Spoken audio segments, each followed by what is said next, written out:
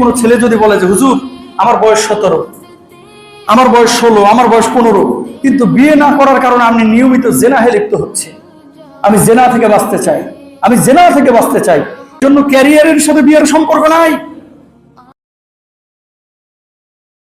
আপনি যদি আপনার সন্তানের ব্যাপারে এগুলো খেয়াল না করেন, আমার নবী বলছে ওই ব্যক্তি জান্নাতের গন্ধও পাবে না। কারণ হাদিসের মধ্যে আছে লা ইউকাল্লিমুহুমুল্লাহ ওয়া লা ইয়ানজুরু ইলাইহিম, আল্লাহ তার দিকে কিয়ামতে তাকাবে না, আল্লাহ তার সাথে কথা বলবে না, আল্লাহ তার দিকে মায়ার নজরে দিবে না, মায়ার নজরে তাকাবেনও না। তারা কারা? 1 নম্বর মুদমিনুল খমর, যারা মদ পান করে। 2 নম্বর যারা আল আক্কু, বাপ মানবদ্ধ সন্তান। আর 3 নম্বর হচ্ছে দাইয়ুস, যারা নিজেরা নামাজ কালাম পড়ে ভালো জীবন যাপন করে আর ছেলে মেয়েদের ব্যাপারে বেখিয়াল।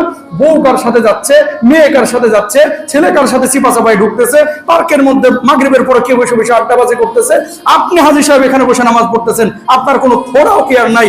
আল্লাহর কসম করে বলছি, আল্লাহর জান্নাত আপনার জন্য না। কথা বলেন ঠিক কিনা? এটা আমার কথা না, আমার নবীর কথা। এটা আমার কথা না, আমার নবীর কথা। এই জন্য আল্লাহ বলছেন কি, কু আনফুসাকুম ওয়া আহলিকুম নার, নিজে জাহান্নামের আগুন থেকে বাঁচো, পরিবারের সদস্যদেরকে বাঁচাও।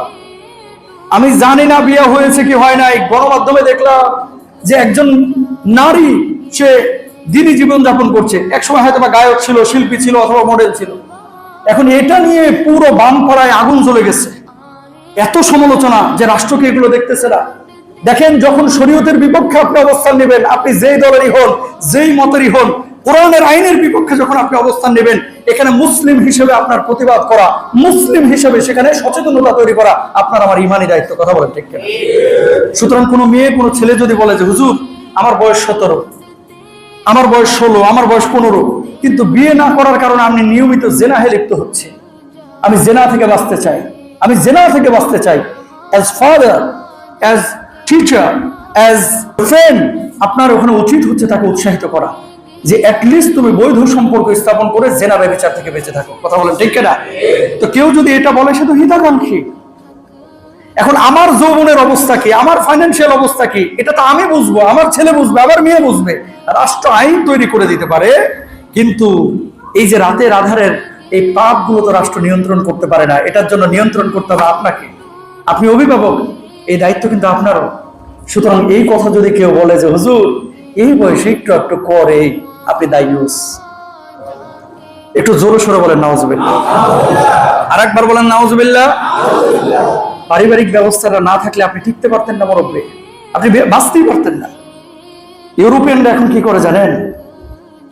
মানুষ বার্ধক্যে উপনীত হয়ে যাওয়ার পরে তার কেউ তাকে বেল দেয় না, ছেলে মেয়েরা তো মরলেও আসে না। এখন এরা কি করে, ওই যে ক্যারাভেন বলে, ক্যারাভেন মানে ওই যে ভ্যানের মতো যে বড় বড় লরির যে বডিগুলা, এগুলোতে এসি লাগায়, এগুলোতে বাথরুম লাগায়, এই ক্যারাভেনে করে সাগরের তীরে চলে যায়।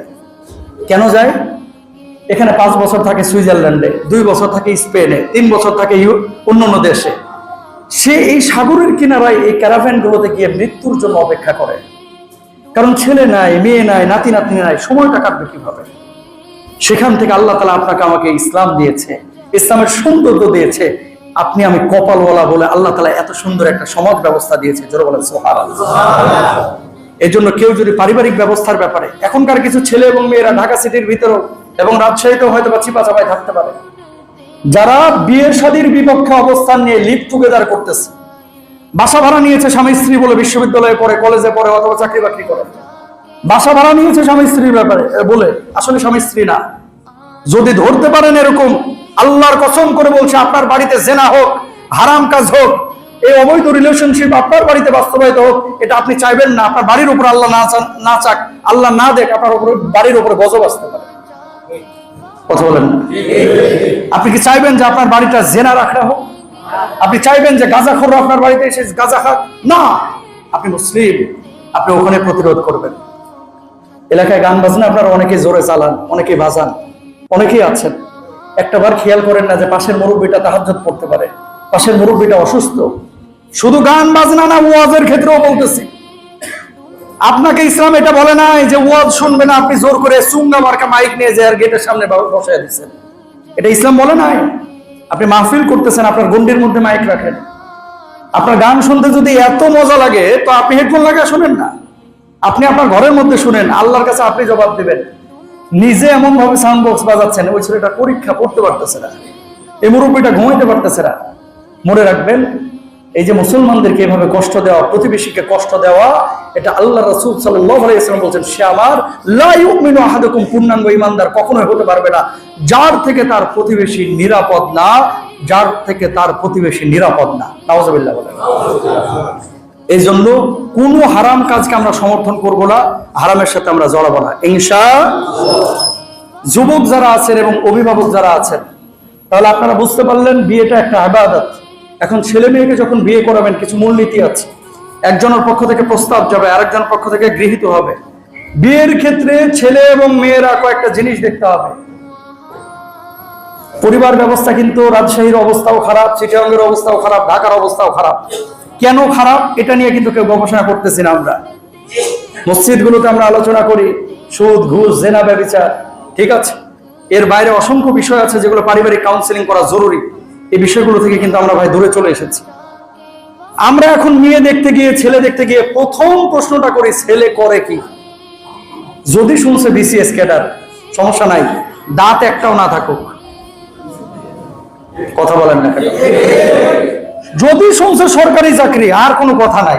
ছেলে এখন পেশাব পেশাব করে পানি নেক না নেক ওটা ম্যাটার করে না, কথা বলেন না কেন? যদি শুনছে মেয়ে রুয়েট থেকে পাস করা, ও খাটো না মোটা না কালো না লম্বা, চুল আছে না নাই দেখার টাইম না, রুয়েটিয়ান বুয়েটিয়ান আর রাবি থেকে পাস করা, কথা বলেন না কেন? কিন্তু ইসলাম কি বলে? ইসলাম বলে না, বিয়ের সাথে ক্যারিয়ারের কোনো সম্পর্ক নাই ভাই। বিয়ের সাথে সম্পর্ক হচ্ছে আপনার হৃদয়ের, আপনার ক্যারেক্টারের, আপনার চারটা জিনিস নবীজি সাল্লাল্লাহু আলাইহি ওয়াসাল্লাম দেখতে বলেছেন। প্রথমে ছেলেদের কথা বলি। মেয়ে তো আপনারা অনেকেই দেখেন, আর এখন তো মেয়ে দেখতে যায় দল বাইধে, ওই দুলা ভাই আছে, চাচা তো দুলা ভাই, এটারও ভাই ফায়ার করে নিয়ে আসবে। আল্লাহকে আপনার চোখে ঠাডা মারছে?